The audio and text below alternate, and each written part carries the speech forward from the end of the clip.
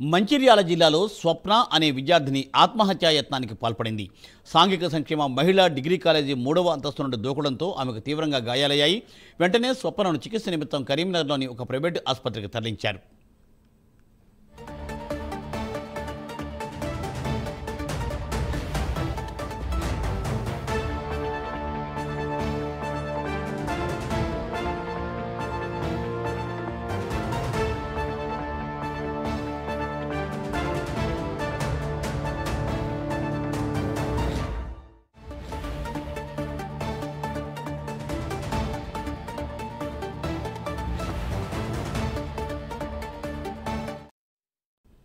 మంచిర్యాల జిల్లాలో స్వప్న అనే విద్యార్థిని ఆత్మహత్యాయత్నానికి పాల్పడింది.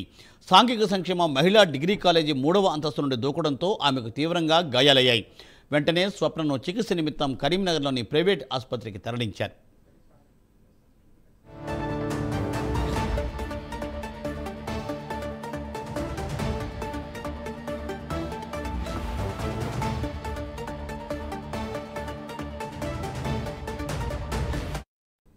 మంచిర్యాల జిల్లాలో స్వప్న అనే మహిళ సాంఘిక సంక్షేమ కాలేజీ నుంచి 3వ అంతస్తు నుండి కిందకు దూకి ఆత్మహత్యాయత్నానికి ప్రయత్నించింది. ఆమెను ప్రస్తుతం ఆసుపత్రిలో చేర్చారు.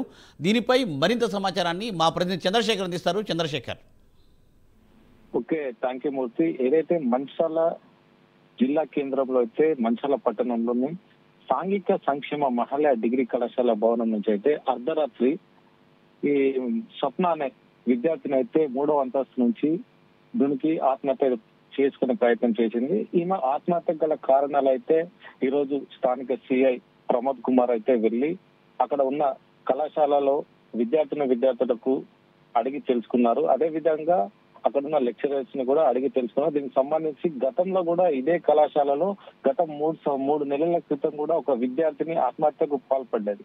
దీనికి సంబంధించి అసలు ఈ కళాశాలలో ఏం జరుగుతుంది, అసలు దీనికి సంబంధించి వివరాలన్నీ అక్కడ ఉన్న సిఐ అయితే క్షుణ్ణంగా పరిశీలించారు. దీనికి సంబంధించిన సీన్ రీకన్స్ట్రక్షన్ కూడా చేశారు. అసలు ఎందుకు ఆత్మహత్య చేసుకుంది, ఈమె ఆత్మహత్య చేసుకోవడానికి కారణాలు ఏంటిది, అసలు దీనికి సంబంధించింది ఏంటి, విద్యార్థులను అయితే అడిగి తెలుసుకున్నారు. ఇంకా కొంత విషయాలు అయితే గోప్యంగా ఉంచినట్టు సమాచారం.